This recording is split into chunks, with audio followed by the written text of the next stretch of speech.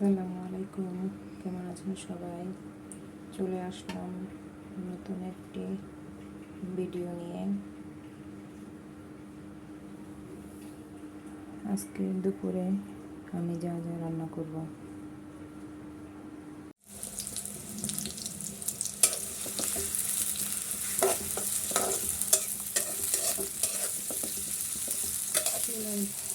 কড়াইতে তেল গরম করে নিয়েছি এবং পেঁয়াজ কুচি ভেজে নিচ্ছি।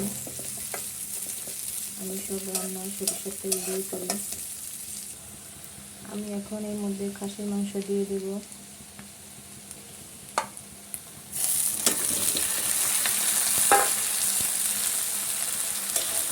এগুলো করে ভেজে নেব। আমি আজকে দই খাসি রান্না করব। এখন আমি এর মধ্যে সকল মশলা দিয়ে দেব। একে একে সব মশলা দিয়ে দেব। দই খাসি রান্না করতে যা যা লাগবে মশলা, আমি এখানে আদা রসুন দিয়েছি বাটা, পরিমাণ মতো লবণ, তারপরে পরিমাণ মতো হলুদের গুঁড়া, মরিচের গুঁড়া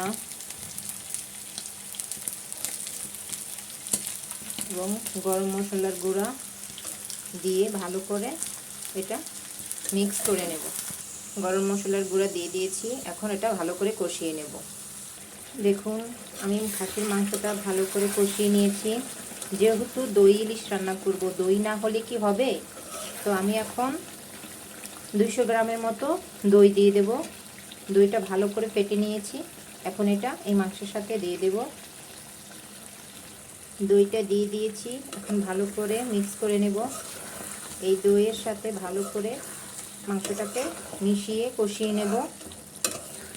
দেখুন, আমার মাংসটা কষানো হয়ে গেছে। এখন 4-5টা কাঁচামরিচ দিব, দিয়ে ভালো করে কষিয়ে নিয়ে 1-2 কাপ গরম পানি দিয়ে মাংসটা সিদ্ধ হওয়ার জন্য দিয়ে দেব।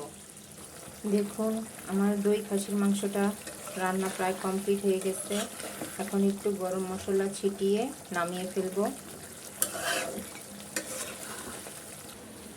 দেখুন, বাইরে কিন্তু প্রচুর বৃষ্টি হচ্ছে। বৃষ্টি, আমার রান্নাঘরে জানলা দিয়ে আমি বৃষ্টি উপভোগ করতে পারি। প্রচুর বৃষ্টি হচ্ছে বাহিরে। চুলাতে এখন ভাত বসিয়ে দিয়েছি। ভাত রান্না হলে বাকি রান্না শেষ করব। আজকে আমি দই ইলিশ রান্না করব দুপুরে। আমাদের সবার পছন্দ এবং দই ইলিশটা খেতেও ভালো লাগে। তাই ইলিশ মাছটা আমি কেটে নিচ্ছি।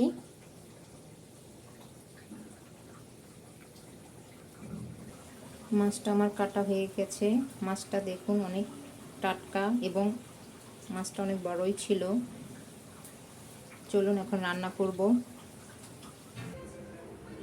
দই ইলিশ রান্না করার জন্য চুলার মধ্যে কড়াইতে সরিষার তেল দিয়ে গরম করে নিচ্ছি। তারপরে লবণ হলুদ দিয়ে মেখে রাখা সরিষার তেল দিয়ে মেখে রাখা ইলিশ মাছগুলো তেলের মধ্যে দিয়ে দেব। এইভাবে ইলিশ মাছগুলো বিছিয়ে দেব কড়াইতে। এখন এই মাছের মধ্যে ফেটে রাখা টক দই, সরিষা বাটা, পোস্ত বাটা এবং কাঁচা সরিষার তেল দিয়ে মিক্স করে রাখা মশলাটা দিয়ে দেব। এইটা দিয়ে দেব।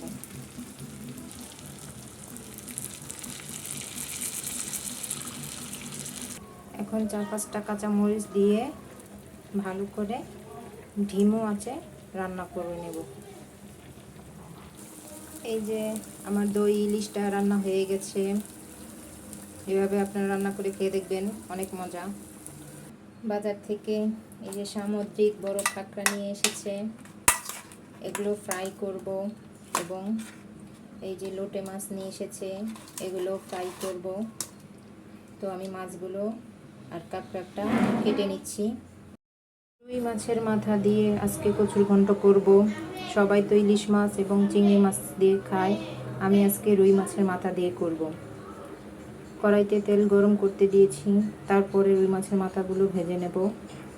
এই যে মাছের মাথাগুলো এইভাবে লাল লাল করে ভেজে নেব। ভেজে নেওয়া হয়ে গেছে, এখন এটা নামিয়ে এর মধ্যে পেঁয়াজ, রসুন, কাঁচামরিচ কুচি ভেজে নেব। পেঁয়াজ লাল লাল করে ভাজা হয়ে গেছে, এখন ভাজা মাছগুলো দিয়ে দেব। মাছের মাথাগুলো দিয়ে একটু ভেঙে ছেড়ে নেব। মাছের মাথাগুলো এভাবে ভেঙে ছেড়ে নিয়েছি। এখন কচু শাকগুলো দিয়ে দেব, আগে থেকে সিদ্ধ করে রেখেছি। এই যে নুন হলুদ দিয়ে সিদ্ধ করে রাখা কচু শাকগুলো দিয়ে এখন ভালো করে রান্না করে নেব। এই যে দেখুন আমার কচু শাকের ঘন্ট হয়ে গেছে। আপনারা এইভাবে রুই মাছের মাথা দিয়ে রান্না করে খেয়ে দেখবেন, অনেক মজা। এই যে লইট্টা মাছ আর কাঁকড়া আমি ভালো করে ধুয়ে নিয়েছি, এটা ফ্রাই করব।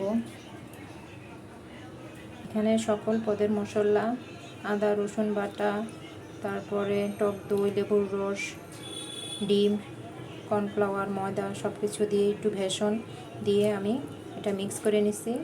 মিক্স করে নিয়ে এখন ওটার সাথে মাছটার সাথে মাখিয়ে নেব।